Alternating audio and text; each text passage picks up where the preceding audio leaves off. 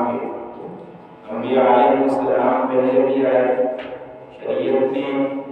اپنی شریعت کو لے کر آئے، لوگوں تک پہنچایا، سمجھایا، لوگوں کو بتایا، لیکن ان کا وقت ختم ہوا۔ پہلے ایسا ہوا کرتا تھا کہ ہر شہر میں الگ الگ نبی ہوا کرتا تھا، اور اللہ تعالیٰ اس علاقے کے لیے ہر ایک نبی کو منتخب فرمایا کرتے تھے کہ فلاں نبی اس علاقے کے لیے، فلاں نبی اس علاقے کے لیے، فلاں نبی اس علاقے کے لیے۔ ان کا کلمہ ایک ہی ہوتا تھا، لا الہ الا اللہ۔ کلمے کا پہلا جز وہ سب کا ایک ہی ہے، مشترک، کہ اللہ تبارک و تعالیٰ کی عبادت، اللہ تبارک و تعالیٰ کی ذات وہ ایک ہے، عبادت میں بھی ایک ہے اور بادشاہت میں بھی ایک ہے، مالک الملک بھی ایک ہے، خالق رازق اور فاتح حلیم عابد باسط، جتنی بھی صفات ہیں وہ اللہ تبارک و تعالیٰ کی ایک ہے۔ ہاں، جو نبی ہوا کرتا تھا پھر دوسرا جز اس کے ساتھ لگا کرتا تھا، جیسے کہ لا الہ الا اللہ موسیٰ کلیم اللہ، لا الہ الا اللہ عیسیٰ روح اللہ، لا الہ الا اللہ نوح نجیب اللہ۔ اسی طرح بہت سے انبیاء علیہ السلام آئے، لیکن ان کا جو پہلا مشترکہ کلمے کا جز ہوا کرتا تھا وہ سب کا ایک،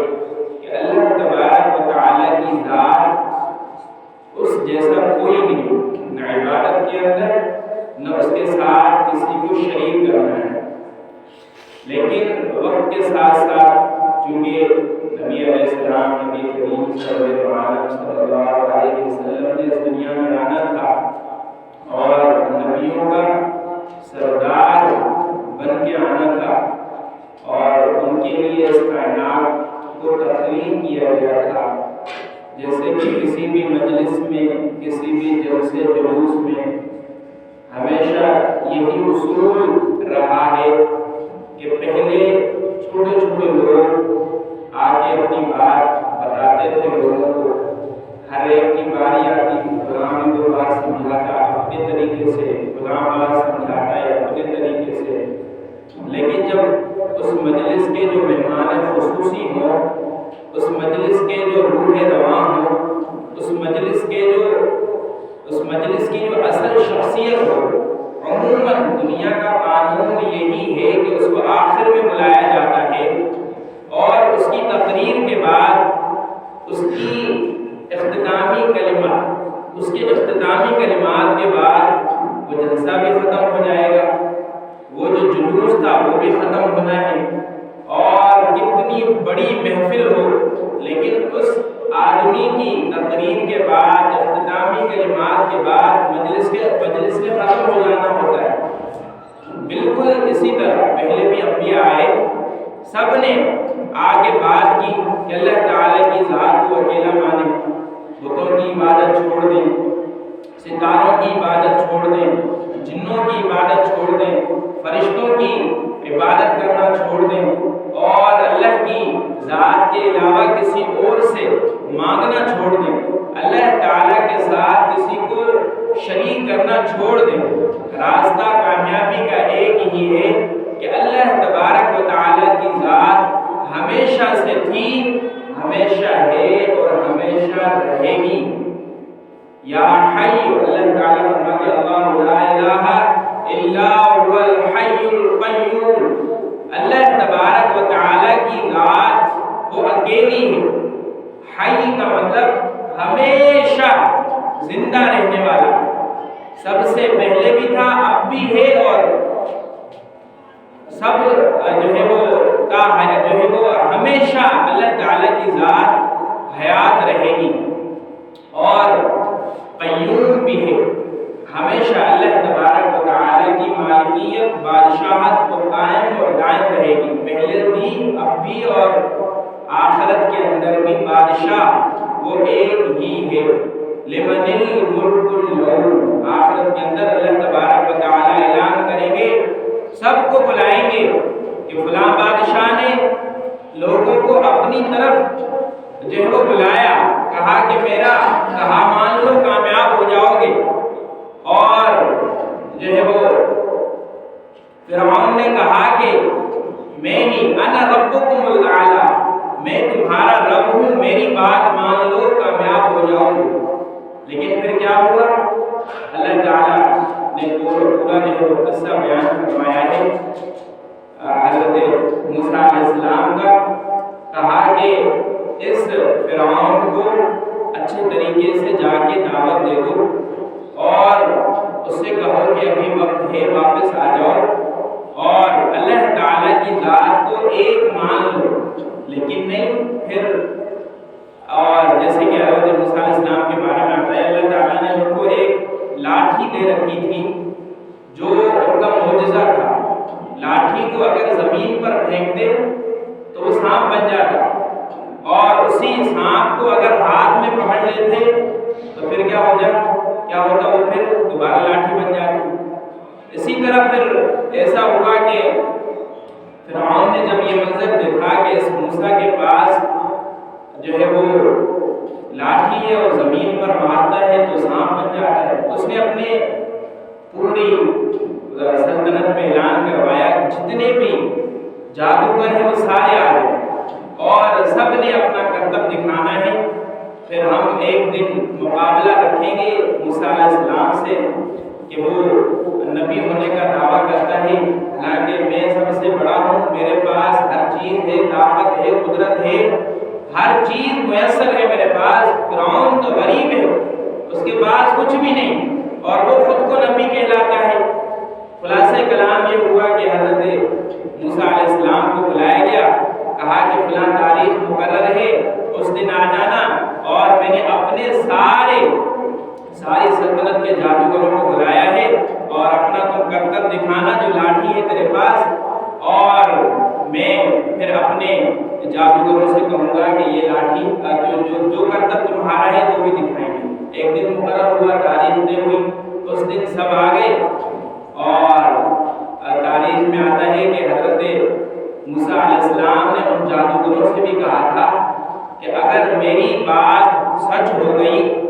اور تو پھر یہ ہوا کہ تم مسلمان ہو جاؤ، تم کیا ہو جاؤ گے؟ مسلمان ہو جاؤ گے۔ انہوں نے کہا کہ ٹھیک ہے۔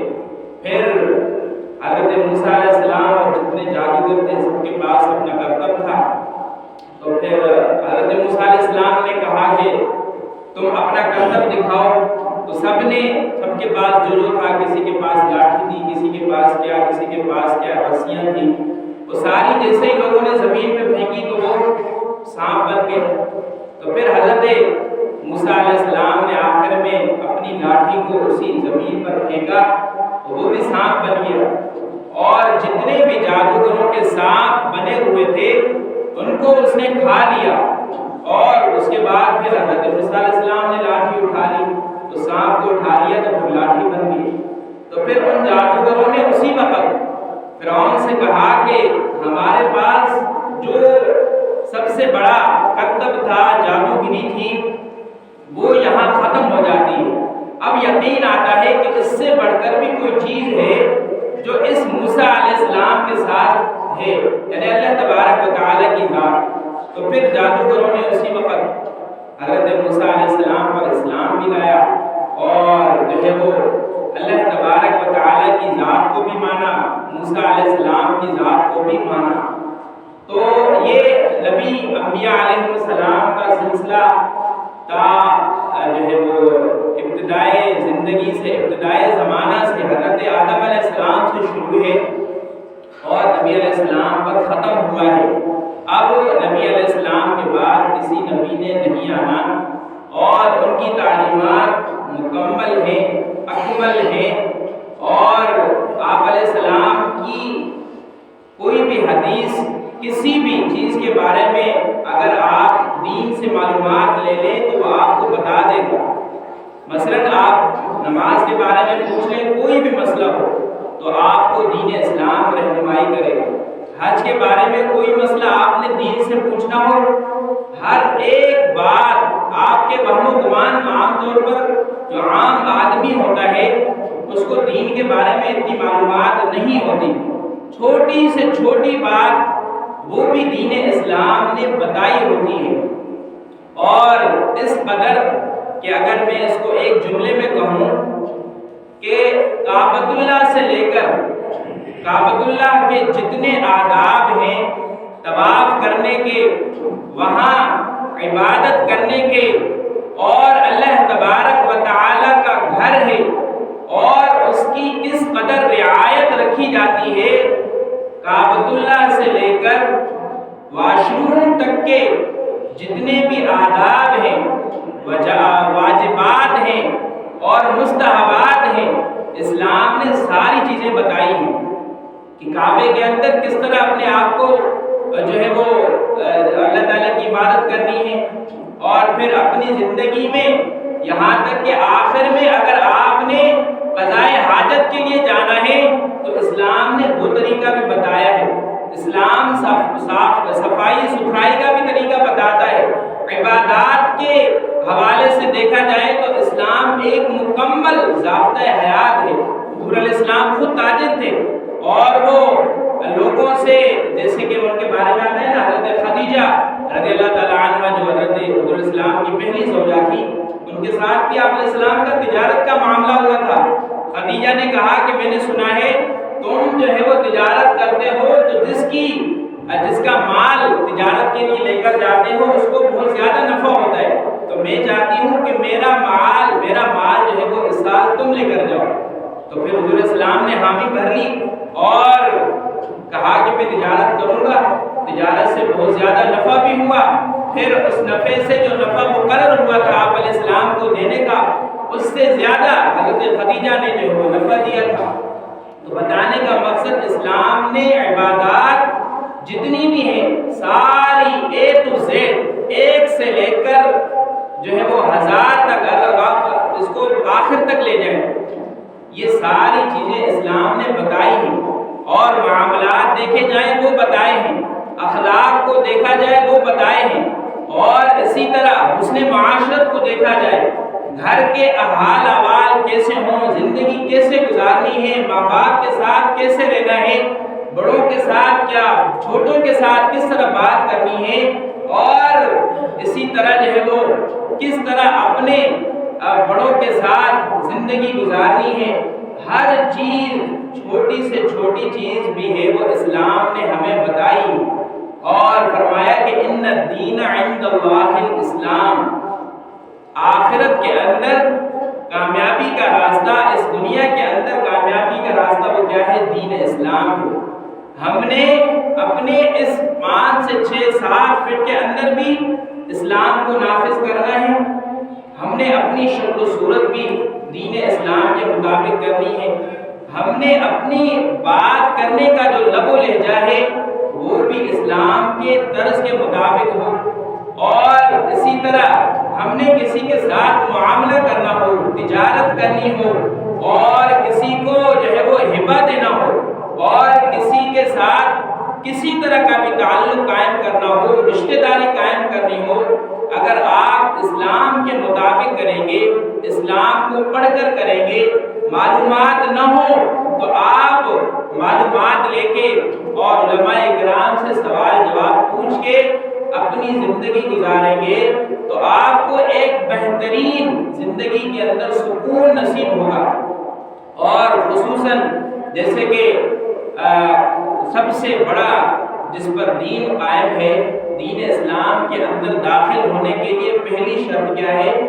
وہ یہ ہے کہ اسلام جو ہے وہ انسان جو ہے وہ کیا ہے؟ کلمہ طیبہ پڑھے، لا الہ الا اللہ، اللہ تعالیٰ کی ذات کو ایک مانے، محمد رسول اللہ، آپ علیہ السلام آخری نبی ہیں، اللہ تعالیٰ کے رسول، پیغمبر اور بندے ہیں۔ اس کے بعد سب سے بڑی جو چیز ہے وہ نماز ہے۔ فرمایا حافظوا علی الصلوات والصلاۃ الوسطی، اے لوگو، آپ علیہ السلام کو اللہ تعالیٰ بتلا رہے ہیں کہ اپنی امت کو بتائیں حافظوا علی الصلوات والصلاۃ الوسطی، کہ اپنی نمازوں کی حفاظت کرو، اپنی نمازوں کی کیا کرو؟ حفاظت کرو۔ حفاظت سے یہاں کیا مراد ہے؟ ہر نماز کو اپنے وقت مقررہ پر پڑھا جائے، ہر نماز کو اپنے وقت مقررہ پر پڑھا جائے، اور خدا نخواستہ اگر نماز قضا ہو جاتی ہے، کسی مجبوری کی وجہ سے ہو جاتی ہے، تو اس کا مطلب یہ نہیں ہوگا کہ اب یہ نماز چھوٹ گئی تو دوسری نماز نہیں، بلکہ پہلی نماز بھی پڑھنی ہے، اس کے بعد پھر دوسری نماز، پھر تیسری نماز۔ اگر اسی طرح نمازیں قضا ہوتی رہی ہیں تو آپ پر یہ اللہ تبارک و تعالیٰ کا قرض ہے۔ جیسے کہ معاملات کے بارے میں آتا ہے نا، بہت ساری چیزیں جن کا تعلق اللہ تبارک و تعالیٰ کی ذات کے ساتھ ہے، جس کو حقوق اللہ کہا جاتا ہے، اس میں نماز بھی آتا ہے، نماز بھی آتی ہے، اس میں روزہ بھی آتا ہے، اور اس میں بہت سے اور معاملات بھی آتے ہیں۔ لیکن اگر ان پر آپ نے عمل کیا تو اللہ تعالیٰ ثواب دیں گے، اگر ان کو چھوڑا تو پھر یہ معاملہ آپ کا اور اللہ تبارک و تعالیٰ کے ساتھ ہوگا۔ اور بہت سے معاملات جن کا تعلق بندوں کے ساتھ ہوتا ہے، آپس کا معاملہ ہو، دوست احباب ہوں، بھائی بہن ہوں، رشتہ دار ہوں، ایک ملک کا دوسرے ملک کے ساتھ ہو، اسی طرح اور جو وہ پڑوسیوں کا آپس کا معاملہ ہو،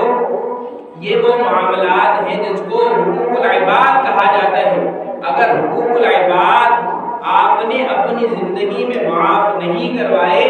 تو آخرت کے اندر اللہ تعالیٰ معاف نہیں کریں گے۔ آخرت کے اندر سوال ہوگا کہ فلاں بندے کو بلایا جائے کہ اس نے فلاں آدمی کے اتنے پیسے کھائے تھے، آج اس کو وہ پیسے ادا کیے جائیں۔ اس وقت تو پیسے، مال، غنیمت کچھ بھی نہیں ہوگا، تو اللہ تعالیٰ کہیں گے کہ جس بندے نے پیسے کھائے ہیں اس کی نیکیاں، اس نے جو چھوٹی چھوٹی کچھ نیکیاں اگر زندگی میں کی ہوں اس سے وہ لے لی جائیں،